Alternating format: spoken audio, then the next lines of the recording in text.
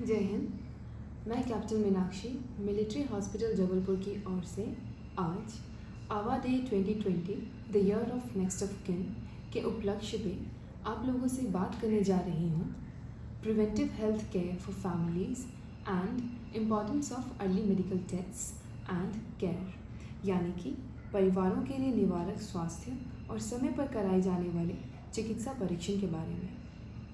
जैसा कि हम सब जानते हैं, कोई भी बीमारी शुरू होने का पहला स्थान हम ही होते हैं और उसका शुरू होने का पहला कारण होता है आपकी और हमारी आदतें। आज के इस सेशन में मैं आपको कुछ ऐसी स्वास्थ्य संबंधी आदतों के बारे में और कुछ ऐसे उपायों के बारे में बताने जा रही हूँ जिसको अपनाने के बाद आप अपने और अपने परिवार की भविष्य में बीमारी से ग्रसित होने की संभावना को काफ़ी हद तक कम कर सकते हैं। इसमें सबसे पहले बात करते हैं न्यूट्रिशन यानी कि पोषण की। स्वस्थ रहने के लिए संतुलित भोजन करना बहुत ही ज़्यादा अनिवार्य होता है। एक संतुलित भोजन में क्या क्या शामिल होता है, आइए देखें। फ्रूट्स एंड वेजिटेबल्स, फल और सब्जियों को अपने भोजन का सबसे बड़ा हिस्सा बनाएं। कोशिश करें कि अनेक रंगों और कई प्रकार के फल और सब्जियों को खाएं और याद रखें कि एक स्वस्थ भोजन की थाली में आलू को सब्ज़ी नहीं माना जाता है। आलू खाने से हमारे ब्लड ग्लूकोज को बुरा असर पड़ता है। इसके बाद हम बात करेंगे होल ग्रेन्स की।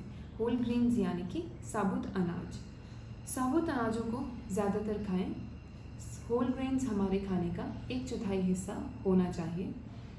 होल ग्रेन्स जैसे कि पूर्ण गेहूँ, जौ, बाजरा, ज्वार, ब्राउन राइस और इससे बनाए गए खाद्य पदार्थ जैसे कि पूर्ण गेहूं से बनाई गई रोटी, ये सब शामिल होते हैं। प्रोटीन्स में मछली, मुर्गा, दाल, अखरोट, ये सभी प्रोटीन के प्रमुख स्रोत होते हैं।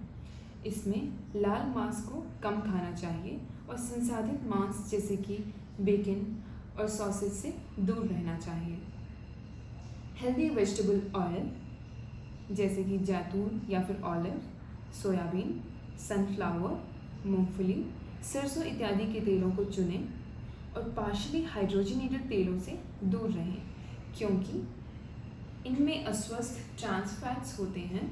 याद रखें कि केवल 0 और कम फैट्स होने से कोई भी खाद्य पदार्थ स्वस्थ नहीं होता।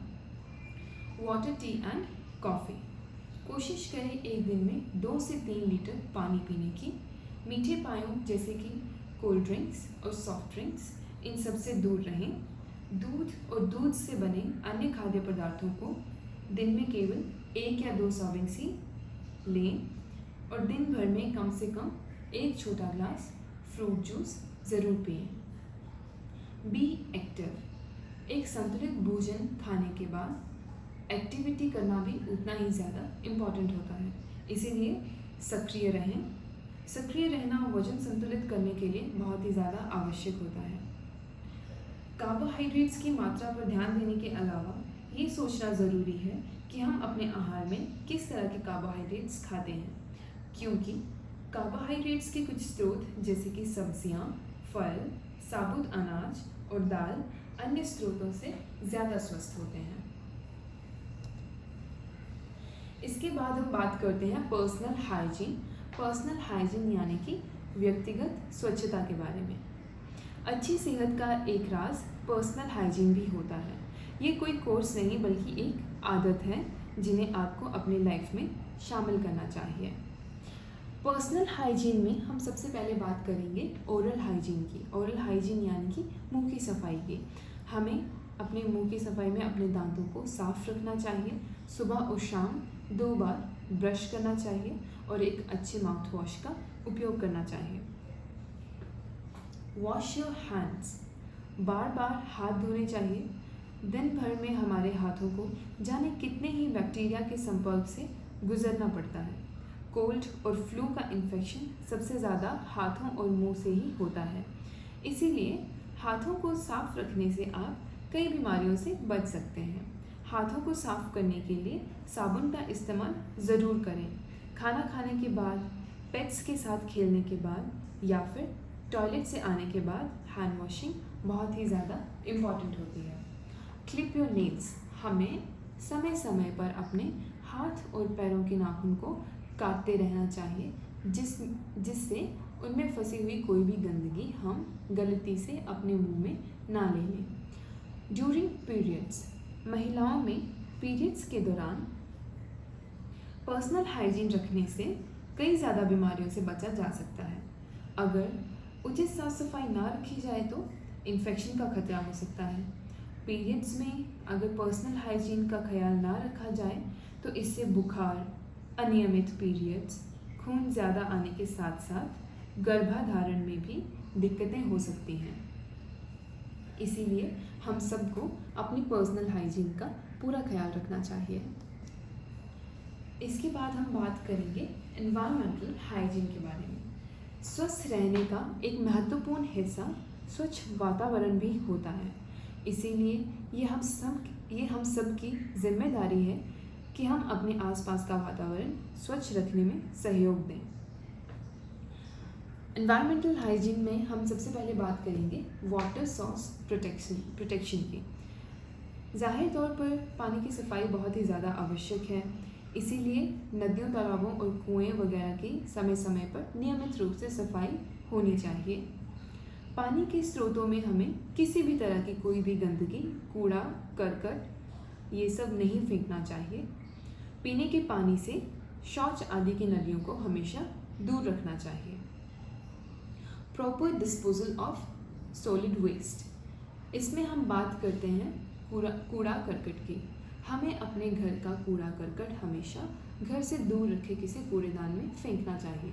हमें हमेशा ये कोशिश करनी चाहिए कि हम गीला कूड़ा और सूखा कूड़ा अलग अलग डस्टबिन्स में डालें और वो कूड़ेदान हमेशा समय समय पर खाली होता रहे। वेस्ट वाटर ड्रेनेज, हमें अपने घर के आसपास कहीं भी गंदे पानी को इकट्ठा नहीं होने देना है, जिससे कि कोई भी मच्छर आपके घर के आसपास ना पनपे और आप खुद को और अपने परिवार वालों को मलेरिया और डेंगू जैसी घातक बीमारियों से बचा सकें। पेड़ पौधे वातावरण से कार्बन डाइऑक्साइड खींचते हैं और बदले में फ्रेश ऑक्सीजन हमें सांस लेने के लिए प्रदान करते हैं। इसीलिए एक बेहतर पर्यावरण के लिए वृक्षारोपण को अवश्य प्रोत्साहित करें। अभी हम बात करेंगे मेंटल हेल्थ के बारे में। मेंटल हेल्थ यानी कि मानसिक स्वास्थ्य के बारे में। आज की इस भागदौड़ भरी जिंदगी में मानसिक तनाव होना बहुत ही आम बात है और ऐसे में खुद को मानसिक तौर पर फिट रखना एक चैलेंज लगने लग पड़ता है। ऐसे में खुद को मेंटली फिट रखने के लिए हम क्या क्या कर सकते हैं, आइए देखें। न्यू लर्निंग, हमें कुछ ना कुछ नया सीखते रहना चाहिए। दिमाग को स्वस्थ रखने के लिए कोशिश करनी चाहिए कुछ नया सीखने की। इसके अलावा जो भी काम आपको पसंद हो उसके लिए टाइम निकाल कर उन्हें करना चाहिए। कीप योर बॉडी हेल्दी, दिमाग को स्वस्थ रखने के लिए शरीर का ध्यान रखना भी उतना ही ज़रूरी है। इसके लिए हेल्दी भोजन का सेवन करें, ज़्यादा से ज़्यादा पानी पिएं, रोज़ नियमित व्यायाम करें, नींद पूरी करें, खासकर धूम्रपान से दूरी बनाकर रखें। Spend more time with positive people, हमें अपना समय ऐसे लोगों के साथ व्यतीत करना चाहिए जो सकारात्मक सोच रखते हों, जो कि सामाजिक रूप से सक्रिय हों, और ऐसा करने के लिए हमें खुद भी लोगों के साथ अच्छा व्यवहार करना चाहिए और एक अच्छी सोच रखनी चाहिए।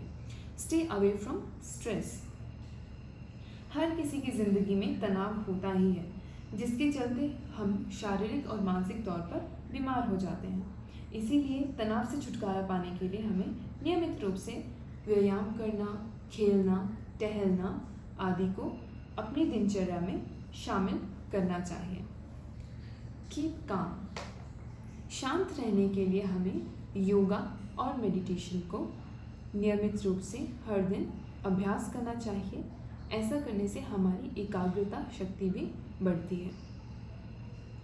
Seek specialist help in need, कोई भी परेशानी आने पर बिना किसी संकोच के अपने घर वालों से सलाह मशवरा करें और ज़रूरत पड़ने पर अस्पताल में आकर एक मानसिक चिकित्सक की सहायता लें। इसके बाद हम बात करते हैं वैक्सीनेशन यानी कि टीकाकरण की। वैक्सीनेशन हम सभी के लिए बेहद ही ज़रूरी है और ये तभी हो जाना चाहिए जब हम शिशु होते हैं।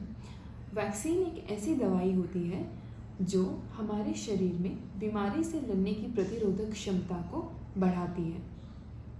ये दवाई हमारे शरीर में किसी भी तरह से डाली जा सकती है। हो सकता है ये दवाई आपको पिलाई जाए या फिर हो सकता है ये दवाई आपके शरीर में किसी इंजेक्शन के रूप में डाल दी जाए। भारत में वैक्सीनेशन की प्रक्रिया में उन रोगों को प्रमुखता से शामिल किया गया है जो देश में बच्चों की मृत्यु का सबसे बड़ा कारण बन रही हैं। बीमारियों की इस सूची में ट्यूबरकुलोसिस यानी कि TB, diphtheria, pertussis, polio, measles, tetanus, hepatitis A, hepatitis B, typhoid, mumps, rubella, rotavirus ऐसी बीमारियां हैं जिनका टीकाकरण कराना आवश्यक होता है। अभी हम बात करने जा रहे हैं नेशनल वैक्सीनेशन चार्ट के बारे में। आप में से बहुत ज़्यादा लोग इससे ऑलरेडी वाकिफ़ होंगे। कुछ ऐसे लोग होंगे जिनको अभी अपने बच्चों की इम्यूनाइजेशन करवानी है, इसीलिए बात करते हैं वैक्सीन्स के बारे में। सबसे पहले हम बात करेंगे ऐसी वैक्सीन्स के बारे में जो जन्म के समय पर लगाई जाती हैं, जिसमें से BCG, हेपेटाइटिस बी और ओरल पोलियो वैक्सीन एक है। BCG वैक्सीन लगाई जाती है ट्यूबरकुलोसिस के लिए एक इंजेक्शन के तौर पे। जन्म के समय पर अगर BCG का इंजेक्शन किसी कारणवश नहीं मिल पाया है तो 1 साल की उम्र तक कभी भी ये इंजेक्शन बच्चे को लगाया जा सकता है। उसी तरह से हेपेटाइटिस बी वैक्सीन भी इंजेक्शन के तौर पर बच्चे को जन्म के समय पर दी जाती है। अगर जन्म के समय पर ये इंजेक्शन बच्चे को अगर नहीं मिला तो 24 घंटे शुरू के 24 घंटे ख़त्म होने से पहले पहले ये इंजेक्शन बच्चे को दे दिया जाना चाहिए। इसके बाद अगर हम बात करें ओरल पोलियो वैक्सीन की 0 डोज की, जो कि जन्म के समय पर पिलाई जाती है, ये एक पीने वाली दवाई के तौर पे इसकी 2 बूंदें बच्चे को पिलाई जाती हैं। अगर ये किसी कारणवश मिस हो जाती है तो शुरू के 15 दिन में कभी भी ये ड्रॉप्स बच्चे को पिलाई जा सकती हैं। इसके बाद बात करते हैं ओरल पोलियो वैक्सीन की 1st, 2nd and 3rd dose की, जो कि 6 हफ्ते पे, 10 हफ्ते पे और 14 हफ्ते पे बच्चे को पिलाई जाती हैं। अगर किसी कारणवश ये तीनों डोजेस मिस हो चुकी हैं तो 5 साल की उम्र तक ये तीनों डोजेस 4-4 हफ्ते के गैप में बच्चे को पिलाई जा सकती हैं।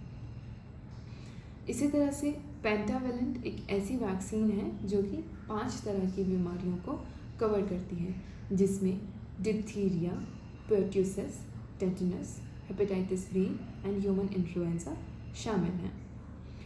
ये वैक्सीन भी 6 हफ्ते में, 10 हफ्ते में और 14 हफ्ते में 3 डोजेस इंजेक्शन के तौर पे बच्चे को लगाया जाता है। इस वैक्सीन को लगाने की मैक्सिमम एज 1 साल तक की होती है। फ्रैक्शनल IPV यानी कि इनएक्टिवेटेड पोलियो वैक्सीन, ये भी एक पोलियो वैक्सीन है जो कि इंजेक्शन के तौर पे बच्चे को 6 हफ्ते में और 14 हफ्ते में दिया जाता है। इसकी देने की मैक्सिमम एज 1 साल तक की होती है। रोटावायरस एक ऐसी वैक्सीन है जो कि पीने वाली दवाई के तौर पे बच्चे को 5 बूंद 6 हफ्ते में, 10 हफ्ते में और 14 हफ्ते में 3 डोजेज में दी जाती है। ये वैक्सीन बच्चे को देने की मैक्सिमम एज भी 1 साल तक की होती है। इसके बाद हम बात करेंगे PCV यानी कि न्यूमोकोकल कॉन्जुगेट वैक्सीन की। ये वैक्सीन 6 हफ्ते में, 14 हफ्ते में पहली और दूसरी डोज जाती है और इसकी बूस्टर डोज 9 महीने कंप्लीट होने पे दी जाती है। ये वैक्सीन इंजेक्शन के तौर पे बच्चे को लगाया जाता है और ये वैक्सीन देने की भी मैक्सिमम एज 1 साल तक की होती है।